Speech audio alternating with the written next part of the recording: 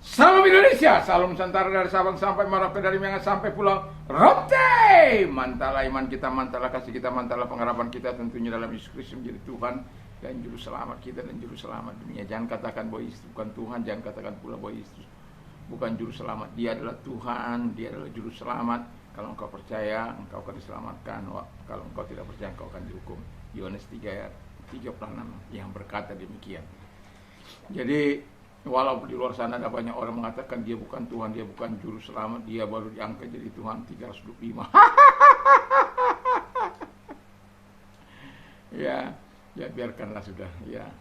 Tapi yang mau saya katakan, Yesus sudah berkata, akulah jalan dan kebenaran dan hidup, tiada seorang sampai kepada Allah kalau tidak melalui aku. Di bawah kolong langit ini tidak ada nama lain yang diberikan kepada manusia yang olehnya kita diselamatkan selain di dalam Dia, Yesus Kristus. Karena begitu besar kasih Allah akan dunia ini sehingga Ia mengeluarkan anaknya yang tunggal supaya setiap orang percaya kepadanya tidak binasa melainkan beroleh hidup yang kekal. Hidup yang kekal luar biasa. Dan Paulus juga berkata, dengan hati percaya engkau dibenarkan, dengan mulut mengaku engkau diselamatkan. Mengaku Yesus adalah Tuhan Juru Selamat, engkau diselamatkan. Tuhan Yesus memberkati, kiranya kekuatan Tuhan, kekuatan firman, kekuatan Roh Kudus, kekuatan doa menyertai kita di pagi hari ini dalam menjalankan tugas dan tanggung jawab kita. Mari kita berdoa. Terima kasih Tuhan, biarkan kami melakukan apa yang seharusnya kami lakukan dalam nama Yesus. Haleluya. Amin. Saya akan membacakan dalam Lukas 3 ayat 11 sampai dengan Lukas 3 ayat 11 sampai dengan 14. Demikian bunyi firman Allah. Jawabnya, barang siapa mempunyai dua helai baju, hendaklah ia membagikannya dengan yang tidak punya. Dan barang siapa yang mempunyai makanan, hendaklah ia berbuat juga demikian. Ada datang juga pemungut cukai untuk dibaptis, dan mereka bertanya kepada guru, Guru, apakah yang akan harus kami perbuat? 13. Jawabnya, jangan menagih lebih banyak daripada yang telah ditentukan bagimu. 14. Dan prajurit-prajurit bertanya juga kepadanya, dan kami apakah yang harus kami perbuat? Jawab Yohanes kepada mereka, janganlah merampas dan janganlah memeras, dan cukupkanlah dirimu dengan gajimu. Haleluya.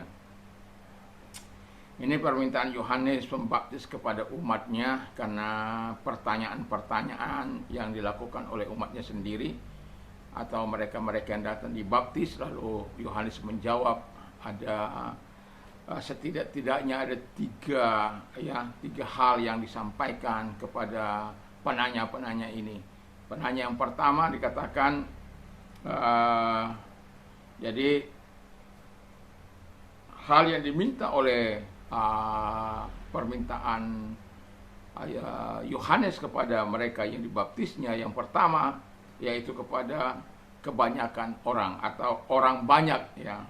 Jadi kepada orang banyak itu dia berkata supaya orang banyak itu mau berbagi atau share what you have, berbagi dengan apa yang kau punya with those who need, dengan orang-orang yang membutuhkan. Jadi pakaian kah itu, atau makanan kah itu, tempat tinggal kah itu, water kah itu, atau air kah itu, dan lain sebagainya. Orang-orang yang membutuhkan. Saya melakukan 4 hal ini, ya. Jadi tempat tinggal, saya juga memberikan tempat tinggal bagi orang yang bertempat tinggal yang tidak punya rumah. Water saya buka 24 jam. Dan pakaian, makanan, walaupun tidak terus menerus, tapi setidaknya kita bisa menjadi berkat, ya. Jadi dalam kehidupan kita sebagai orang percaya, Yohanes mengatakan kepada orang-orang banyak atau umatnya itu yang bertanya kepadanya, apa yang harus kami lakukan? Dan dia berkata supaya rela berbagi, ya. Berbagi kepada siapa? Orang-orang miskin. Karena itu sesuatu yang sangat penting. Ada banyak di luar sana orang-orang yang tidak mampu.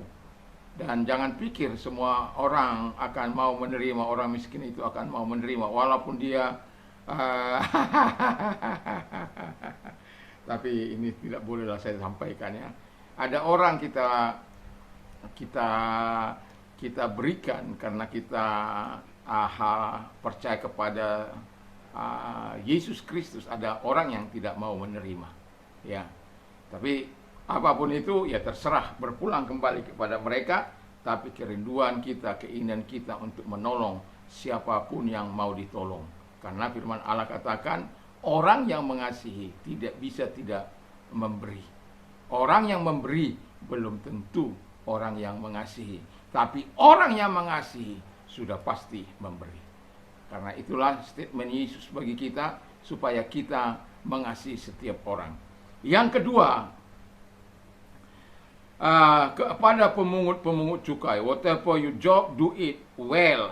Ya, jadi apapun pekerjaanmu, lakukanlah dengan baik dan dengan adil dan benar.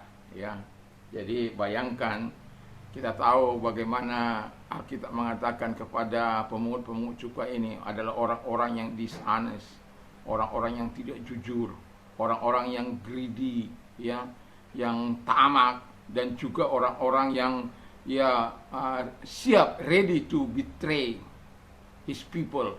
Jadi ready, siap untuk mengkhianati bangsanya. Jadi dia nggak peduli. Yang penting kamu harus bayar. Kalau tidak bayar, dia akan ditangkap oleh aparat-aparat itu. Dan kalau kita lihat di zaman modern ini, ya tidak jauh berbeda. Ada saja orang-orang yang seperti itu. Ya, saya kebetulan istri saya pernah kerja di perusahaan besar, lalu kemudian ada pemungut cukai itu.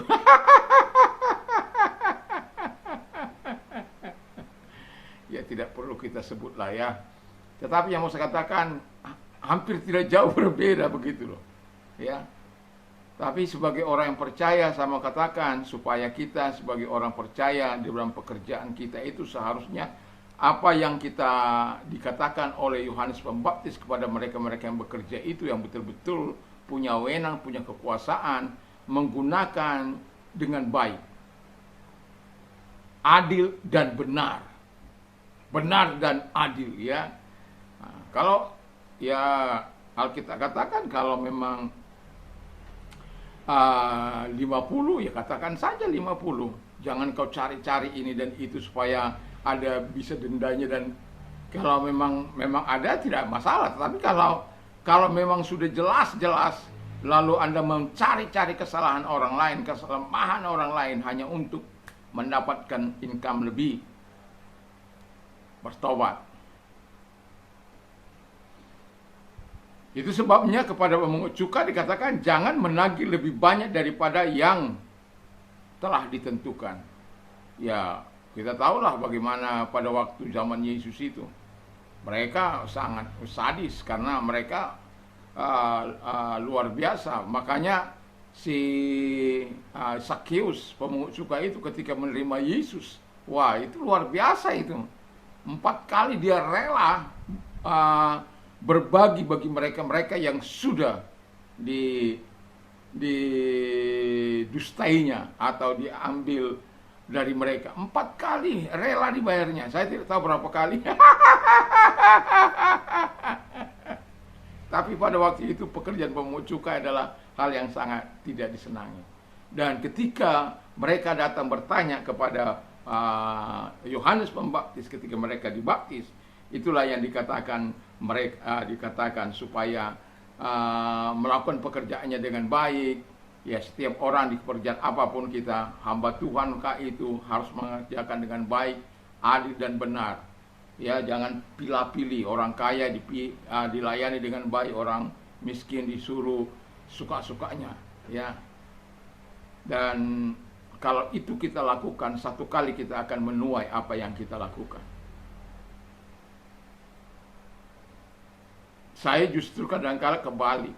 Sampai orang katakan, kamu jauh-jauh pergi ke sana. Kita yang ada di sini yang padahal ya apa mereka kurangnya? Orang kaya, orang apa? Kita pergi ke desa sana. Itu pun ya saya tidak bisa. Itu hanya sebuah pengalaman yang luar biasa lah ya. Karena kecintaan kita, mereka kita layani sedemikian rupa Supaya apa? Karena ini jiwa-jiwa baru, mereka kan sudah jiwa-jiwa lama yang perhatian kita harus jauh berbeda dengan orang-orang yang sudah lama percaya kepada Yesus, bukan lagi menjadi batu sontohan, bukan lagi menjadi batu sandungan mereka. Seharusnya mereka mendukung, bukan cemburu. Ya, kayak Tuhan aja. Tuhan kan Allah yang cemburuan katanya. Enggak begitulah ya. Ya, puji Tuhan. Yang ketiga kata firman Allah, be content with your earnings. Jadi puaskanlah dirimu dengan gajimu. Ya, gajinya 5 ya gak dapatkan 5, ya, kerjakan itu. Ya, karena kepada prajurit kita tahu prajurit itu to oppress the poor. Pada zaman Yesus saya katakan ini, itu mereka suka menindas, suka merampas, suka-sukanya lah gitu. Ya, mereka tidak mau peduli karena apalagi berbeda kebangsaan ya. Dia pikir ini orang jajahan, seenak-enak mereka sudah. Ya. Itulah sebabnya ketika prajurit ini yang dibaptis ini bertanya apa yang harus mereka lakukan, dikatakan Yohanes meminta kepada mereka supaya jangan merampas, ya, seperti yang dilakukan oleh OPM di Jayapura sana.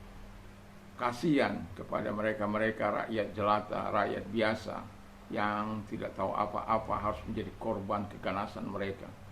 Dibakar rumah mereka, dibakar sekolah, dibakar gereja, suka-suka mereka. Padahal anak-anak sesama anak bangsa, sama-sama sukunya. Tetapi karena perbedaan arah mungkin, supaya mereka bisa mendapatkan pendapatan dengan mereka bakar, itu bisa menjarah dan lain sebagainya. Itu ya OPM itu. Orang yang menyalahgunakan senjata yang mereka bawa untuk menakut-nakuti rakyat. Nah, demikian juga kadang-kala aparat juga demikian. Ya, menakut-nakuti. Saya ini bukan hanya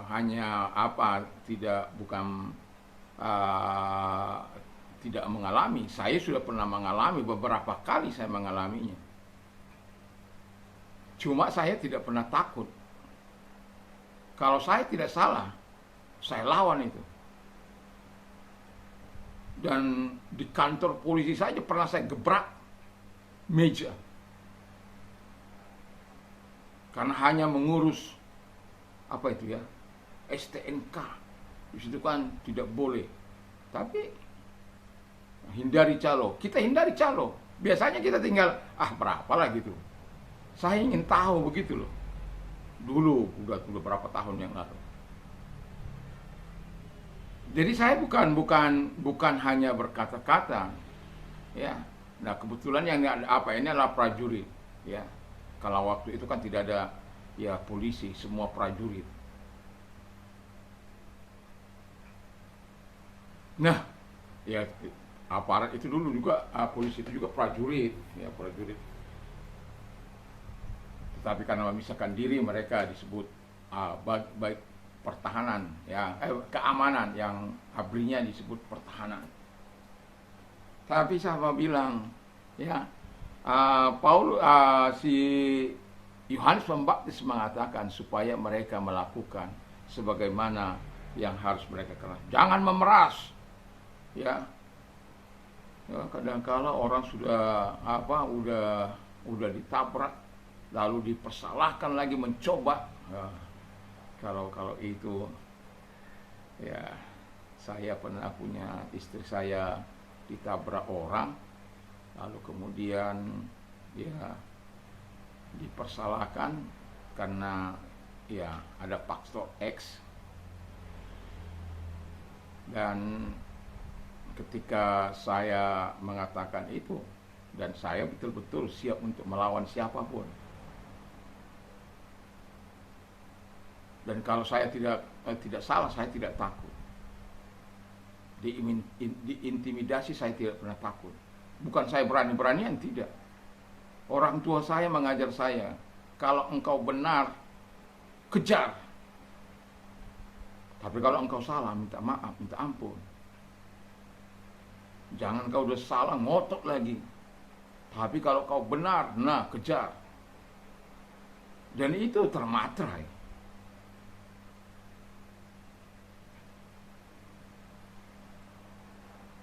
Jadi kita berharap para aparat itu juga melakukan tugasnya dengan baik. Ya, kita tidak bisa pungkiri, kita masih membutuhkan aparat di negeri ini, di negara kita ini. Kalau tidak ada aparat, berat itu. Tapi ada aparat yang baik, ada juga aparat yang tidak baik. Ya kita berharap supaya aparat itu baik semua. Dan mereka melakukan sebagaimana yang dikatakan oleh firman Allah. Dan mereka tidak menindas rakyat. Dan tidak menyalahgunakan kekuasaannya. Dan mereka mencukupkan dirinya dengan apa yang didapatnya atau dari selerinya itu. Jadi saya tidak akan panjang lebarkan firman Allah. Apapun yang di atas permintaan Yohanes, kalau dimanapun profesi kita, mungkin kita seperti kebanyakan orang, kita bukanlah aparat, bukan pula pemungut cukai, tapi seperti kebanyakan orang. Ya, saya mau katakan kepada kita, relalah berbagi, ya, berbagi ilmu pengetahuan yang Anda miliki. Kenapa saya katakan, saya ini akan terus akan kumandangkan. Bukan saya ingin menunjukkan diri, supaya ada orang-orang yang di luar sana yang mendengarkan, rela berbagi dengan ilmu pengetahuan mereka kepada orang-orang yang tidak mampu. Mengajar mereka. Jangan berharap sesuatu. Saya bukan nggak pernah ngelesing dapat duit.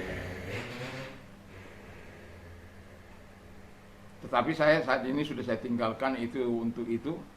Dan mulai mengarahkan kepada mereka-mereka yang tidak mampu. Kalau murid saya dulu yang bayar itu, kalau dia nggak mampu tidak mampu, saya pecat dia. Padahal dia bayar sama saya.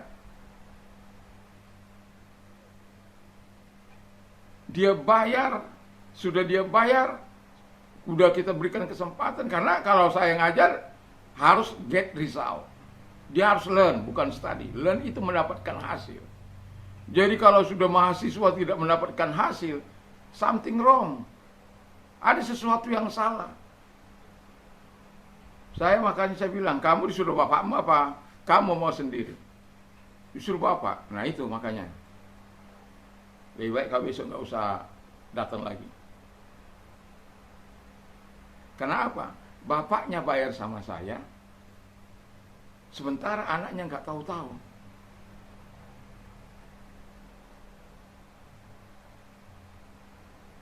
Sudah segala potensi yang saya punya, baik itu langsung maupun bawa ke pantai, bawa jalan, memperkenalkan semua objek-objek yang ada supaya lebih cepat maksud saya. Tapi tidak. Akhirnya dia sekarang menjadi supir apa itu Grab. Ya sudah, nggak apa-apa. Tapi tidak memberatkan orang tuanya.